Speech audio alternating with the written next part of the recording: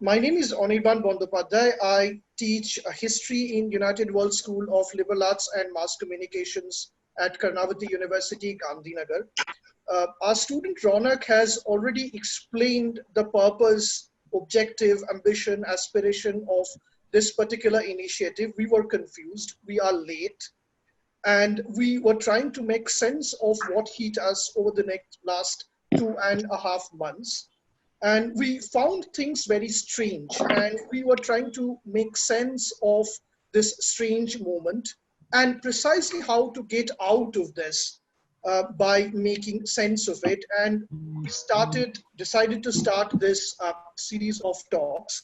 The first talk is to be given uh, by Mr. Avik Chanda. Avik is himself a very strange historian, to repeat, in a sense, the title of the talk in strange ways. He is a trained economist. He has economics degrees from Delhi School. Then he worked for 2 decades for various multinational corporations as technology advisor. He is a techpreneur, a manager, and then he wrote a novel, a collection of poetry in Bangla and also in English. He inhabits many worlds, he wears many hats. And then Dara Shuko happened to him, and I forget that his book on emotional intelligence, a management guru kind of literature, eventually, I suppose, in some ways, led him to history. I will, of course, ask him how he managed to make this strange, unique trajectory, incursion into history of sorts possible. That will, in fact, be my first question. But before that, I also want to tell you something about the present moment. Um, there is no need to repeat the details. The media has been reporting the details for the past 2.5 months relentlessly. But there's something that caught my own particular and cluelessness of almost all of us. Years of studies of us academic professionals don't seem to yield any particular insight into the present moment. I mean, there are, of course, hundreds of thousands of publications already. I've heard colleagues publishing relentlessly, issuing calls for special editions and issues of diseases and pandemics, historically speaking and with historical perspectives. But as of now, the present appears to be a moment in suspension. All thinking at the moment appears to be suspended. Only 2 major social science theorists have offered something of, I suspect, enduring value, Partho Chatterjee and Faisal Devji, and both incidentally, in their separate ways, have characterized the present moment as a moment of suspension.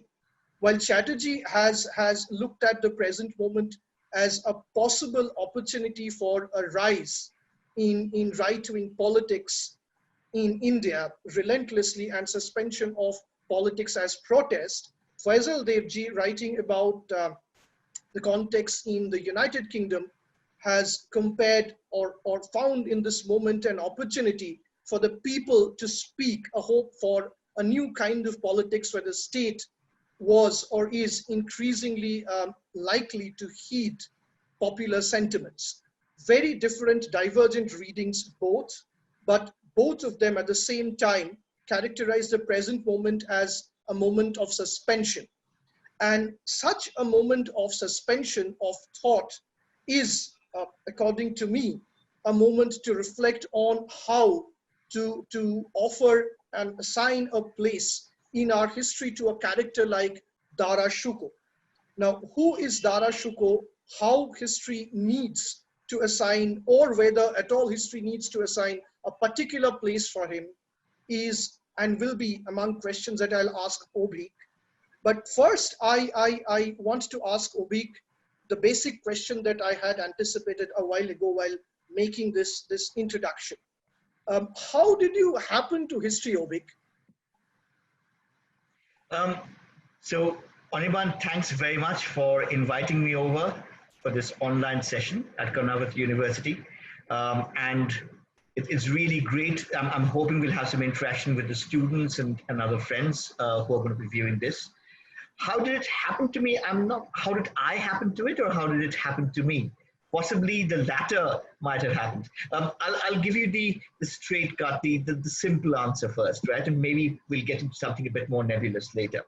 As you said, about 3-4 years ago, I had written first a novel, and then I was writing a business book. Now that business book was commissioned by the editor at HarperCollins. Okay, I mean, I would have been happy to write another novel. I would have been happy to write an epic, but they said, you know what? You come from a corporate world. Why don't you write a business book? Write about something that you feel is very important. And I said, all right. How about this? In the last 2 decades, in the Indian workplace, we've made a lot of strides, a lot of advancements. You know, IoT, analytics, processes, methodology, work cultures, swanky offices, but have we done this maybe at the expense of emotional connect? A. B, if that is the case, what's the fallout? C, even if there is a fallout, is it too late or can we move the needle? And last but not the least, so how do we move the needle? So that was what it was, right? And the book did fairly well, you know, reasonably good traction, pretty good press, etc. And then what happened to me is what happens to every author, right? You write a book, it has done well, and then there is a tremendous temptation at your end to write another one in the same vein. And there's probably a subliminal expectation as well from the publisher's side that something like a part 2 of this is going to come in. So that was my obvious choice. And I said, okay, if I don't want to do this, then I have to do something which is not per se my area of expertise, specialism. I'm not calling in my personal experience in there. I'm not thinking about the market. I'm not thinking about readers. I'm not thinking about managers who would presumably read my book. I'm treating it purely as a passion project. I'm writing it because I want to. I said, all right, if I take that stance, what do I have? They're not going to publish poetry, unfortunately, right? In a mainstream thing. I said, all right, fine. Let me write something on history. Because on my mother's side, as I've mentioned in the introduction, it goes back 3-4 generations, actually. So there have been academics, there have been historians of literature and of folklore, there have been professional historians, linguists of the ancient Indic languages, when you're talking about Sanskrit, Pali, Prakrit, Brahmi. So my great-grandfather, whom I was fortunate enough to have met on several occasions, and I was like all of 6 and 7. By the time I was 9, he was gone, and he was in his late 70s, early 80s. And I used to go there to their place with my mother, and you had books stacked right from the ground level, or going all the way up almost to the ceiling. Towering stacks of books. That dominated the space. There was far more space for the for the bookshelves, for the books themselves, than for people. And I knew that there were history books. So there was that allure of history, right? So I tried to dip into that, into those sort of roots and moorings of memory. And I said, all right, if I have to do a history book, does it make sense for me to write something? So I'm going to write about history. Okay. And at the outset, somehow I knew that I was going to write about a person and not about an episode, not about an event. For example, Battle of Plassey or the Third Battle of Panipat. And then, I suppose, like many of us in my generation growing up with the allure of history, with the romance of history, particularly Mughal history, I thought, okay, let's write about a very interesting Mughal character. That's when I started to do my reading. And what I found very quickly, by the way, I'm just going to take a quick 5-second check. Ronak, can you have my screen out there? Because I think I see somebody else's.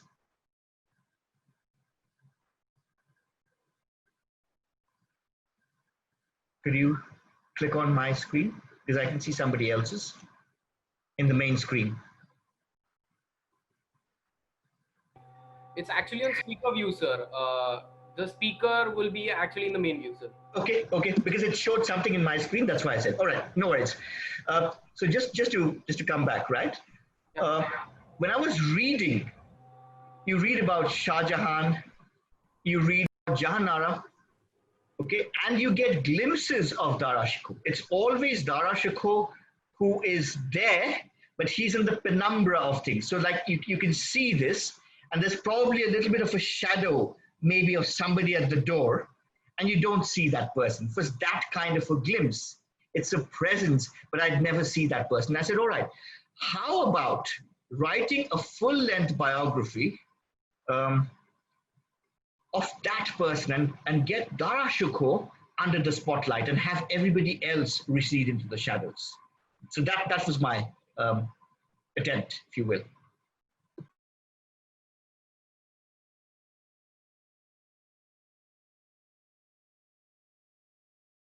Sir, would you please? Yeah. Anirban, sir, Which, yeah. I'll repeat it. It's coming on. So I'll ask one more question about your particular approach to history, which I find right at the beginning of the book.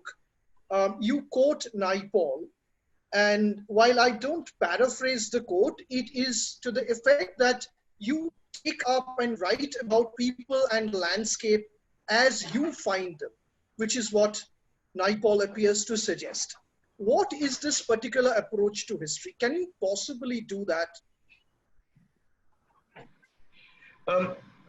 Okay, I suppose it depends on whether one is writing from a strictly academic perspective or one is writing what is now commonly known as narrative history. Or as one of my very generous reviewers, endorsers of Dara Shikoh, Professor Tithankar Rai, he said, popular but authentic history. I said, all right, can I write popular but authentic history? Authenticated, therefore I have to have the homework. I have to have the background research done. So if I'm describing the Battle of Samugarh, or I'm describing the near coronation of Dara Shikoh in 1654, or I'm describing his first and complete debacle of a campaign at Kandahar, where he's trying to wrest it away from the Persians, I have to have all of the bibliographical details with me.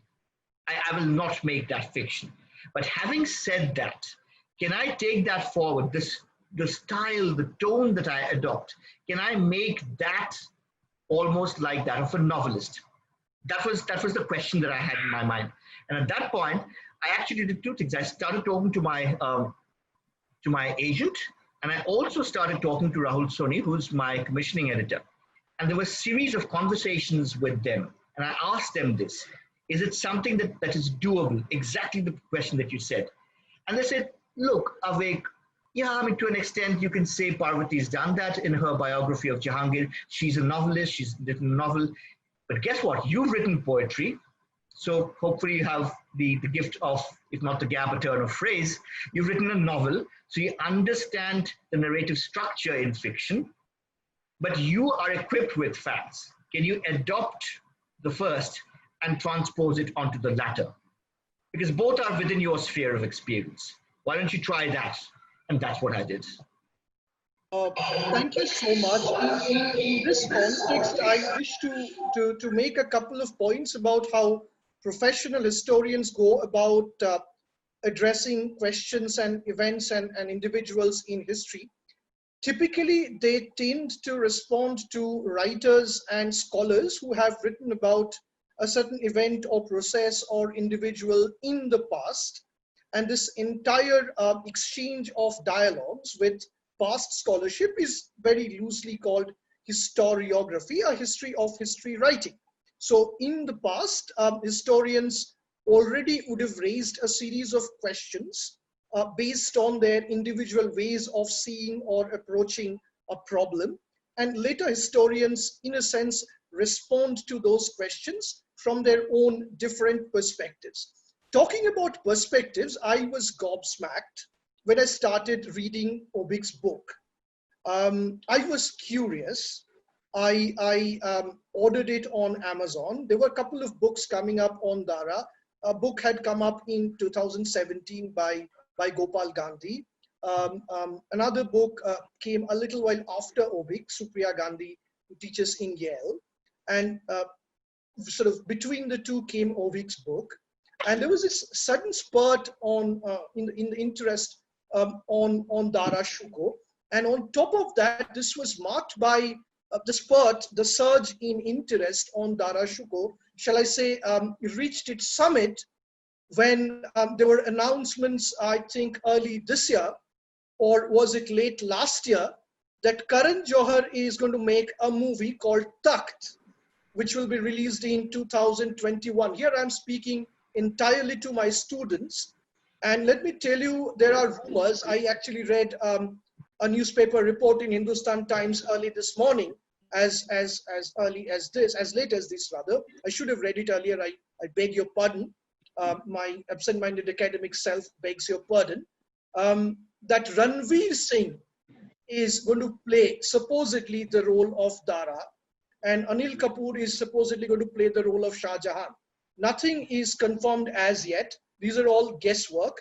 But if they come to do this, and if the movie comes to be made, which it certainly will be, because there are teasers out in YouTube at the same time, then of course there are two things happening here.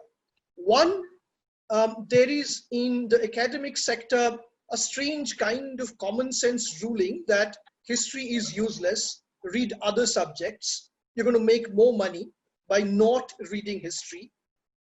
And on the other hand, people who make TV serials, people who make movies, people who write novels are more and more writing histories. And both of these are happening at the same time. While both of these are happening at the same time and they seem a little improbable, here Avik Chanda has done something likewise improbable. His book has won endorsement from historians and opinion makers from rival political camps. He has here endorsement on the one hand by Arun Shourie and Vivek Debroy, who loosely ally with the right-wing political formations in India, and on the other hand, from hardcore academic, senior academic historians, towering historians, such as Shireen Musvi, Richard Eaton, and of course, Sugata Bose. Now, how does a book manage to do that? Further plodded me into moving through the book. And then I found Avik does not appear to answer the standard or respond directly to standard debates about Dara Shuko. I'll ask him questions about these standard debates, and he'll tell you about how he responds to those. One standard debate about, or question about Dara Shuko is that he had lost out in the battle of succession, of course, somewhat unfairly, but he was not deserving enough. He was not a capable military general, and he was not a capable administrator. So Shah Jahan apparently favored him as his successor, somewhat partially and unjustly compared to his other sons, especially Aurangzeb, who later came to be the Mughal emperor. And therefore, Dara had acquired somewhat disrepute as an incompetent, potentially incompetent Mughal emperor who should not have been. Now, is this true, Avik? How do you respond to this question? That Dara was an incapable administrator and an incapable military general? I mean, of course, I've read the book. I know how you did, but I'd like you to tell us to this. Put it in perspective. Put it in perspective, right? Muhammad Shah Rangila was also a Mughal emperor, and we know quite a bit about his fitrat. Humayun Badshah was definitely a Mughal emperor, and we know about his predilections, about his opium addiction, about his love for the fine arts, for poetry. He wrote ghazals at the expense of garnering forces to march into battle and defeat and subjugate Gujarat once and for all, to march into battle against the Afghans, go into Bengal. I'm answering this tangentially, right? And pay put to the ambitions of Farid Khan, who at that point of time had not become Sher Shah Suri, he was just Farid Khan, and he did not do that. Now, if these personages could have been emperors, I suppose Dara could have been as well.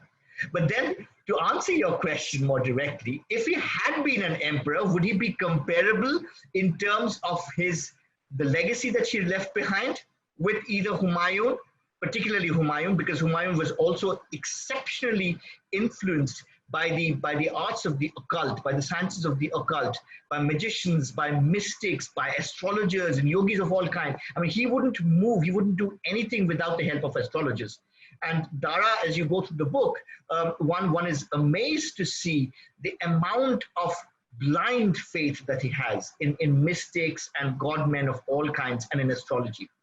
Be that about garnering his forces, be that about going into battle, be that about launching out on an expedition, anything like that, right? It has to be suitable, and he would have to have like auguries and omens and so forth. So that way, that part of the characteristic are quite similar.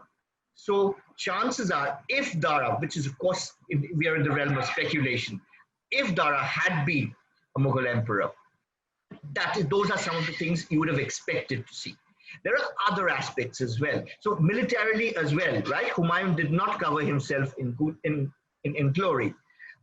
Of the few expeditions where he did make inroads, and I repeat, both in the case of Gujarat and in the case of Bengal, he dilly-dallied, he procrastinated, not for months, but for over a year, till the enemy had regained the upper hand.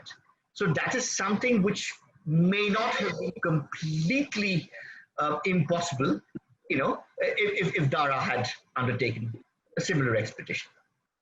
But there are other aspects as well. Let's talk about administration, right?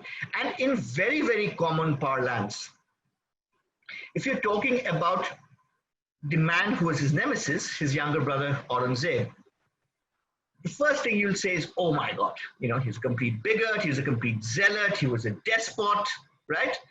He reimposed the jizya. The last one is definitely, unambiguously factually correct, right? Think of it a little bit in terms of fiscal policy. I'll end with this because I'm sure there are lots of other questions. Just a little bit around fiscal policy, because these days we are always talking about, relief packages and fiscal relief and monetary stuff happening. So there's quite a bit of interest around, 20,000 crores, 10,000 crore, etc. Right? So let's talk a little bit about fiscal policy. Fiscal policy of Dara Shikoh. What could it have like? And this is not speculation. I have data points to prove it. Somebody who was opposed to taxation of the majoritarian masses at that point of time is unlikely to have reimposed the jizya of his own volition. It's my first contention. But it goes beyond that. It goes deeper than that.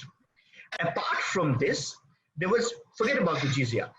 At that point of time, what was extant was also a pilgrimage tax, which was applicable only for the Hindus, right? So let's say I am in Rajmahal, right, in Bengal, and I have to undertake pilgrimage. I'm going to Banaras, right? All of these are within the Mughal Empire. I'm going from Suba A, Province A, to Province B. Okay, so far so good. The pilgrimage is allowed. I will be entered access into the next Suba. I'll be able to go and pay my respects to the deities, provided I pay a toll. So just like you have a toll, like you have a fast tag, there'll be a toll. Yeah, and I will have to pay a pilgrimage tax. I'll have to declare I'm going there for the purpose of pilgrimage. I'll have to pay pilgrimage tax. Now, Dara Shikoh and his sister Jahanara intercede with Shah Jahan and say, waive this tax. And Shah Jahan agrees. So it is quite fair to say that a person who does this as a prince would probably have continued the same thing if he ascended the throne. It's logical, right? So unless I'm like completely contradicting myself, and sometimes I'm saying black and sometimes I'm saying white, it's logical to say that if the person is consistent, the same kind of fiscal thinking in terms of taxation would have happened. I'm not even talking about temples and demolition of that, because that is itself a whole new sort of murky ocean, which we can talk about sometime. Purely in fiscal policy. So chances are people would feel, the perception of it would be that people would feel far less exploited, for sure. Right. I would draw you into the other debate, since, of course, the time at our disposal is limited. The other standard debate about Dara Shikoh in what I said is called historiography is about a possible better relation between Hindus and Muslim if he had become the king. And much of it is built on his relentless philosophical, personal, and spiritual literary explorations in what is now called Indic thought, which he had started, I suppose, in the 1630s, right until his death in 1659. But the pinnacle of this comes in the end of 1556 and the first half of 1657. When he has the Upanishads translated in Persian. Now, I'd like you to introduce his intellectual journey in brief to our students, the initial phases and how he comes to the top of his philosophical and intellectual attainment in 1657. And from there is, of course, a different story. And I have a follow-up question, but I'd like you to introduce this journey to the students a bit. Sure, absolutely. So if you put it into perspective in the genealogy, right, of the Mughal emperors, at least from the time of Akbar, there has been a great deal of trust and goodwill and patronage of the khankas, of the hospices of various Sufi saints, of multiple different schools of thought called silsilas, multiple different sects. So you could have a Qadiri sect, for example, which is what Dara Shikoh conformed to. But you have Akbar going to Salim Chishti and praying, we have that famous story, praying for a son and then naming his son after the saint, naming him Salim. Thereafter, Jahangir, there are multiple instances when you read Jahangir Nama and Kuzuki Jahangiri, where he's talking about going and paying pilgrimage, this saint and that saint and the other, but particularly again and again in Ajmer. Cut forward to Shah Jahan, there is less in terms of, he did not write his own memoirs as Jahangir did, but even the Badshah Nama, when you see, this does contain references that he is going into Mewar, he is going into the land of the Rajputs, ostensibly for peace and harmony, but actually territorial expansion. And on the way, he pays pilgrimage to Ajmer. So that kind of thing is there. But when it comes to Dara Shikoh's generation, both Dara, so actually three people. So there's Dara Shikoh, there is Dara Shikoh's sister, Jahanara Begum, and there is Dara Shikoh's cousin, second cousin, who becomes his wife, Nadira Bano, Nadira Begum. All three of them are apprentices of Mullah Shah. Initially Mian Mir, the Dara Shikoh, and then Mullah Shah, who is the predominant Sufi Pir of the Qadiri Silsila.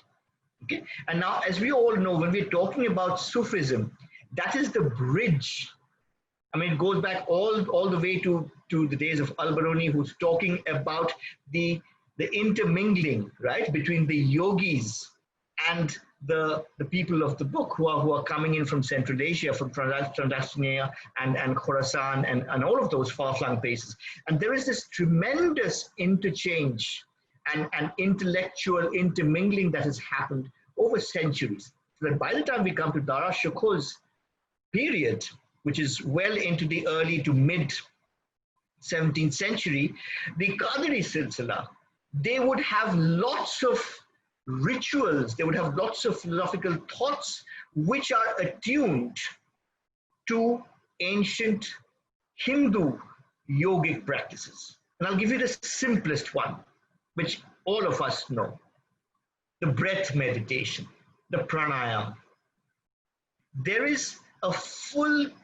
detailed description of the Qadiri Silsila advocated method of meditation, which Dara Shikoh by his own hand articulates in great detail, and it is 99.9%, apart from the fact that it's not like this in the Padmasana, in the lotus position, but you're hunching forward slightly and resting your hands or your wrist on the knees, and instead of the Om, you're chanting the Kalma.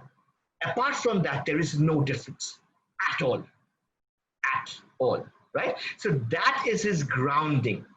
So he has that at the age of 15, at the age of 20, at the age of 25. Then suffice it to say, when his intellect just takes off the runway completely by the time he's in his 30s, it is not improbable that the kind of really, really far-fetched and far ahead of his time syncretic ideas had already taken root in his adolescence. And that is when they begin to bear fruit, 15 years, 20 years down the line.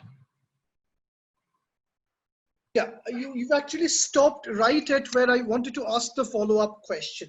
Okay. Since we're running out of time, that's such wonderful timing, Avik. Let's go straight to 1556. He has a dream, and he has a dream that he is meeting Ramachandra. What happened? And how does that turn his life around, his scholarship around? And since I'll be asking the next question, might as well anticipate it so that you can answer them together. At this point, I'd like to bring in Supriya's book and perspective. Supriya mostly looks at Dara Shikoh as a philosopher. According to Supriya, largely speaking, his zenith of achievement happens in this very moment. He attains the pinnacle of his intellectual, philosophical, let's say, intellection par excellence moment in his arrangement and in the introduction of his translation of the Upanishads. She reads it at great length. On the other hand, I do find a mention and indeed a fair treatment of that moment in your work, but I find a far greater detail, a set of details in your work of the last years of Dara as somebody who is losing out in the race of life and royalty, a tragic piece of misfortune after another. Why does the story not end in your account after this pinnacle of his intellectual achievement? And this is something that I wanted to push as a question a little bit. Yours is, of course, is a more conventional biography, while her work is more of an intellectual history exploration, where she looks at the ideas. In that sense, you complement one another, and I made that point in the little promo that I wrote for this talk. But I'd like you to reflect on it at slightly greater length. Sure, absolutely. So actually, if I read that correctly, there are multiple questions. So yes. I'll take the first one, and I'm hoping I'm not going to miss out on any. So the first one is that epiphanic moment, that dream that he has that changes his life around. His life has already changed. His life has changed from the time when he was an adolescent or even before that. So he has a series of epiphanic moments. One is when he meets Miyamir for the first time, then when he meets Mullah Shah, then when he's writing his first set of chronicles about the lives of the Sufis, then when he's writing his second chronicle. Each of these is a moment of transformation in itself. Lesser or greater, we can debate. But that, it's not one continuum. This is Dara Shikoh 1.0. Boom, a dream happens and we have Dara Shikoh 2.0. No. It was a journey. There was a continuum with spikes of these completely out-of-world epiphanic experiences. And in this one, what happens? He dreams that Ramchandra comes before him, and Yoga Vashisht Muni comes before him. And then Vashisht Muni asks him to approach. Dara draws nearer. It's this surreal because he describes it himself, which is why it was so easy for me to transpose it onto paper. It's a surreal moment. It's outside of time, it's outside of space, and there are just these three characters. Everything else is just kind of like in the shadows. You don't know what's going on. You can't see what's going on. You don't know whether they're all floating, there's earth or water, whatever. He draws near. And then Vasishtha asks him to embrace Ramchandra, saying Ramchandra is your brother. He is your own brother. You must embrace him, which she complies with.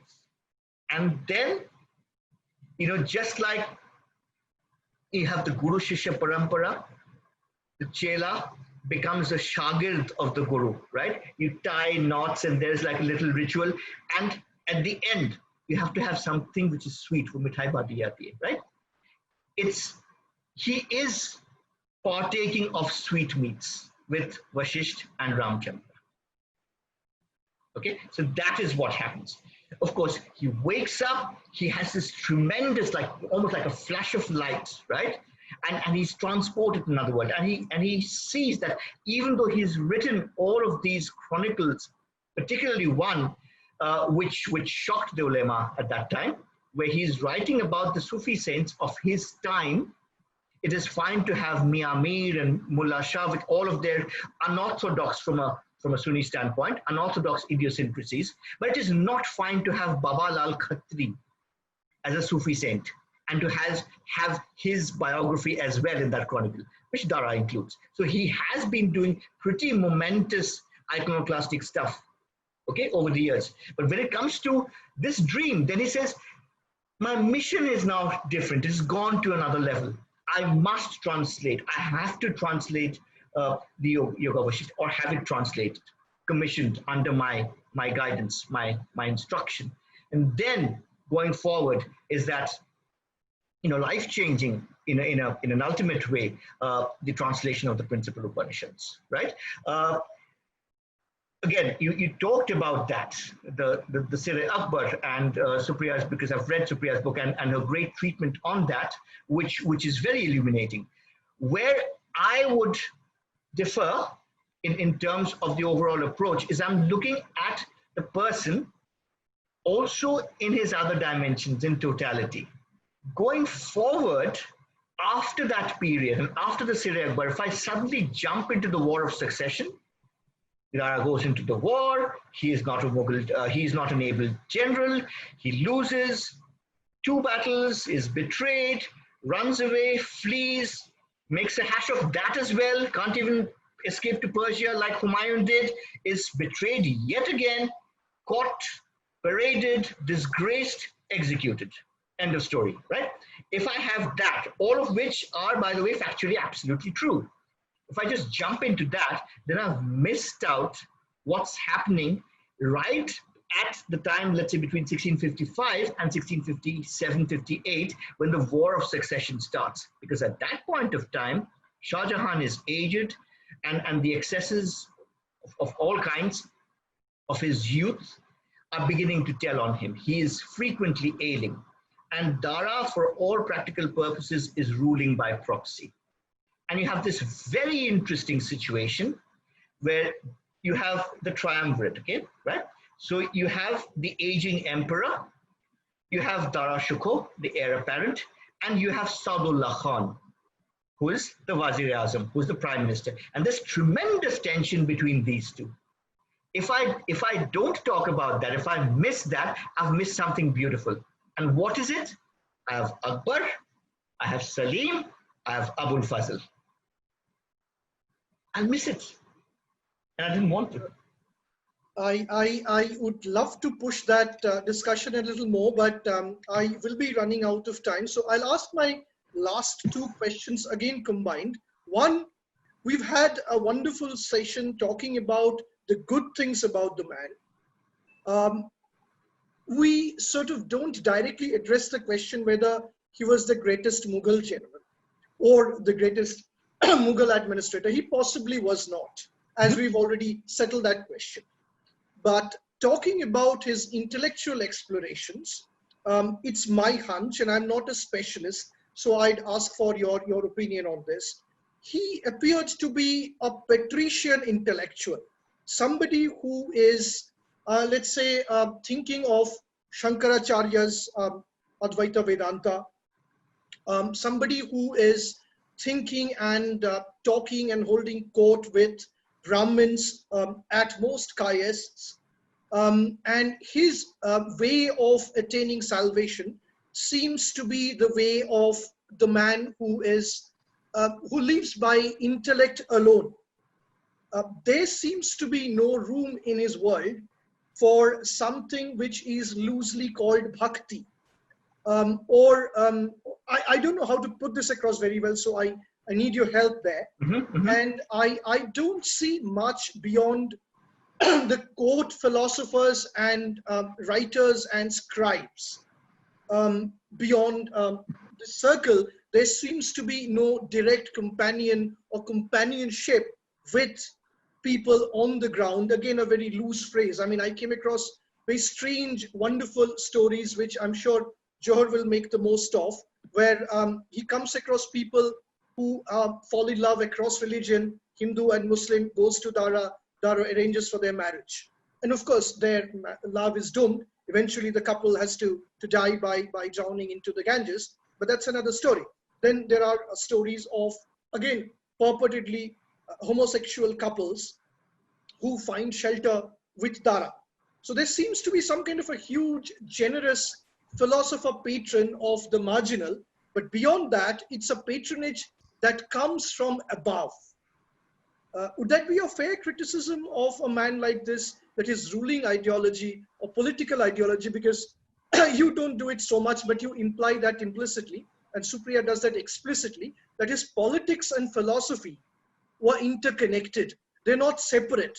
He was not a forgetful professor. He was a very much man of the world who simply thought highly.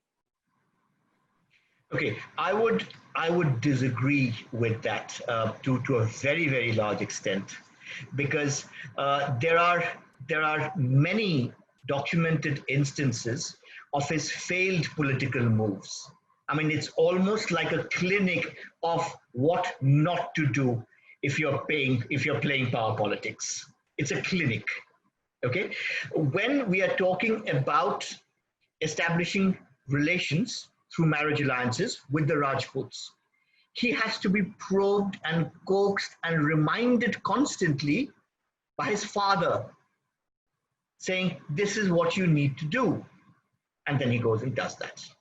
Okay. Now, Shah Jahan thought 2 generations ahead, and in his scheme of things, for some strange reason, he never thought Aurangzeb would be the threat that he finally became. He was marginalized. He was almost ostracized and sort of sent away to the Deccan, and nothing that he could do, even great feats of bravery and valor on the battlefield, did not really win him the emperor's favor, much less his love. So for some reason, Shah Jahan thought, all right, we're somehow going to take care of him. Yeah, somehow. Okay. Having said that, what is going to be the future of the Mughal Empire? Dara Shikoh is going to be the emperor. Great. What happens after that? And this is all Shah Jahan's doing, by the way, nothing to do with Dara. Shah Jahan says, we have Aurangzeb's daughter, Zeb-un-Nisa, and we have Dara Shikoh's son, eldest son, Suleiman Shikoh. And the two are uniquely matched. Both of them have the Sufiana Dil, Zehen. Okay? Let us arrange for an alliance between these two. So, meaning that Suleiman Shikoh should become emperor after Dara, and the son that is born of their union, again, should then become the emperor. So that's 3 generations ahead. That was his plan. The plan did not transpire because he fell ill, and then there was a war of succession, and in between, Aurangzeb started his own machinations with Murad Baksh, etc. But what I'm trying to say is, if this was politics, then it would have expected this to have been administered by Dara Shikoh himself. It was not.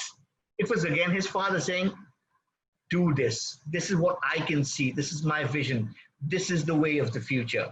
And Dara, the dutiful son, would then do it. There was no quarrel, right? So there are huge number of such instances when he's bickering with Saudullah Khan. Okay, so there is his own servant who's a eunuch, who's some kind of con person. Okay, a little bit of a con person when it comes to doctoring the accounts. So he cooks up the accounts and he presents as if Dara Shikoh is owed a huge sum of money from the imperial treasury. Dara Shikoh does not even check, does not even see it, passes it on immediately to the emperor, his father, who passes it on to Saudullah Khan, who turns out to be this financial wizard, who immediately audits it, yeah, like a big four partner in 2 minutes and says, dude, you got it wrong. Goes back to Shah Jahan, and Dara Shikoh has mud on his face. This is not, these, I've given you 3, I can give you another 13. These are not the hallmarks of a born politician. Thank you so much. I have to conclude the discussion at this point. I don't even have time to summarize. I'd love to, but let's have questions. We have about 10 minutes. I was hoping for a little longer for questions, but we got sucked into the discussion. And I was hearing Avik transfixed. He happens to be a member of the best speakers in India, some kind of an exclusive club too. And you all saw that right here. Unfortunately, we have more scholars than students here. And I'm humbled that so many senior scholars have actually been attending this talk. So I don't even have to have Ronak, sorting questions out. Anyone, please, open your audio and ask around. My student Kshitij gets the first preference because he's a student, and then everyone else. Kshitij, will you please go ahead?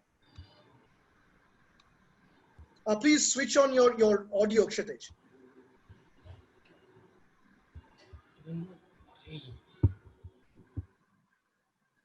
I can't hear you, Kshitij. Something wrong with your audio. Or you can type it in private chat. I can see the private chat. That works as well. Kshitij has already typed it, Avik. Can you see it? Which one? There are a few. Just read that out. Which is the one? Because there are... Yeah, Kapoor. Just read Kapoor to everyone. Oh, okay, sure. So what if Dara Shikoh had ruled the region at that time? What do you think Indian society would be like today? Ah, right. He's saying his mic isn't working, sorry. So his audio is not working. It's extremely difficult to say that. And that would be like complete speculation as to say what it would be today. Because as we discussed, right, just put it in perspective. Number one, he was not an able commander. And at that point of time, you had to be a commander in the field of battle. No matter how great an intellectual you were, how syncretic you were, how liberal, and I'm using now anachronistic terms, how liberal you were, how inclusive you were, how diplomatic you were, which he wasn't, by the way, because he rubbed both sides the wrong way. He rubbed Saudullah Khan the wrong way, and he also rubbed Raja Jaswant Singh and Raja Jai Singh the wrong way, while purporting to be the great friend of the Rajput race. So he got it wrong both ways. Another instance was nowhere near being a politician. The thing is, at that point of time, you had to be an able general, which he was not, and you had to be a great diplomat or a shrewd politician, which he was not. So chances are, even if he had ascended the throne, eventually the history that we see today may not have been all that different. In the sense of, the empire disintegrating, the decline of the empire. If I just put it that way, just the fact of it, the decline of the empire, probably wouldn't have been prevented. Just my take. I'll ask a question on behalf of my friend Ashish, who teaches at Punjab University, Chandigarh. I was talking to Ashish in the morning. He's here, but Ashish, if you can open your mic, it will be great if you ask the question yourself. But if you don't want to, I'll run through the question myself because we'll have to sum up at some point. Ashish wanted to know if the image of Dara as antagonistic to Aurangzeb, good Dara versus bad Aurangzeb, is not a product of a kind of post-colonial history, which there is this entry on International Encyclopedia of Islam. It's explicitly mentioned that Dara was not deserving of the throne. It's written by a very senior historian, our teacher's teacher actually, and Munis Farooqi disputes that. So do you think modern historiography has something to do with playing the two off against each other a little more than they otherwise would have? I think, to be honest, and I want to sort of settle this squarely, it has far less to do with historiography and far more to do a popular perception making. And we have these absolutely antagonistic, and you hit the nail on the head, binary, black, white, 0-1, good, bad, good, evil. We've given Dara a name. We will not look at all the different shades and textures and nuances of his extremely complicated, complex personality from a psychological framework, as we've been discussing. We will not. We will say he was this great, noble, holier than thou, in the true sense of the term, soul. Equals good. Well, then the flip side of the coin has to be bad. Who do I have? I have Aurangzeb. Therefore, good Mughal, bad Mughal. Good Indian, bad Indian. Good Muslim, bad Muslim. According to Aurangzeb, Dara was not even a Muslim. According to Dara Shikoh, Aurangzeb was just a Namazi, who was like a complete fanatic, right? According to Aurangzeb, Dara was an apostate. So there you go. Good Indian, bad Indian, right? There was this symposium early this year, late last year, where Dara Shikoh was extolled, hailed as the symbol of Indianness, right? And that completely baffled me, as I'm sure anyone who knows anything about the nation state come into being, which is an entirely different conversation altogether. And great luminaries like Professor Sahana Ghosh have spent entire volumes discussing this. It might be good for people who are making this juxtaposition, this antagonistic good, bad, 1-0, black, white, to actually go through some of these books before they expostulate their theories. I'll play a little to the gallery at the moment. I have two quick tasks to do. One, I have to read a vote of thanks of sorts. I might skip a few names, so please forgive me in advance. But before that, I'll let you have a word. Yes. I wanted to announce, and it's my great fortune to get to announce this. The next speaker, Mani Mugdha Sharma, is also here. Mani has done a great new book on Akbar. I actually called Mani to see if he can spare some time. Avik wanted a 3-in-1 session for Mani to come in and make it a panel. It's my incapacity and diffidence. I did not know if this will come through as well it has so far. So I'm sorry, Avik, and I'll try and make this happen at some point in future. But Mani, I was wondering, the reason I called you is if you could ask Avik a question. That's exactly why I raised my hand. Yes. Yeah. Yes, So yes. I would love to. ask a question and then we'll sum up and I read the vote of thanks. We have about 3 minutes. Mani has a quiver full of questions. Pura tarkash hai uske paas. Yeah. Wait, that's also because I'm a journalist, so I have to ask questions. Bolo bhai, bolo. Pucho. So I was listening with rapt attention with whatever you said, and was really delighted to hear your perspective. It's really unfortunate that our paths had almost crossed in Bangalore, and then I had to go to Vidarbha, and then you had to speak the other day. So we just met briefly. No wonder, we'll make this happen. The joint session we were supposed to have did not work out. But anyway, so I was wondering, since you have talked about this binary, and we know why the politics around Dara Shikoh and Aurangzeb happens a bit more frequently nowadays. That, of course, is a political question to ask. But at the same time, do you think that had Dara Shikoh been the emperor, the victor of the War of Succession, he would have done any differently to Aurangzeb than what Aurangzeb did to him? Ah, interesting. That is very interesting. Okay, so to the best of my knowledge, and I have not seen anything in Supriya's book either, nor in Kolika Ranjan's book, nor in Bikram Hajrat's book, to contradict what I'm about to say.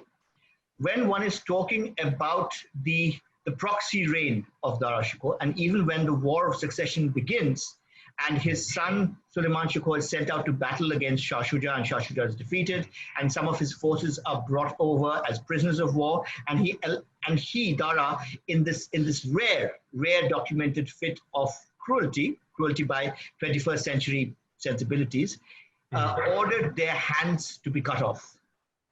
Okay, now that is documentary wise the only evidence that I know of where Dara has willfully ordered not an execution but cutting off of the hand of soldiers so that they cannot fight anymore against whoever, against him presumably in this case.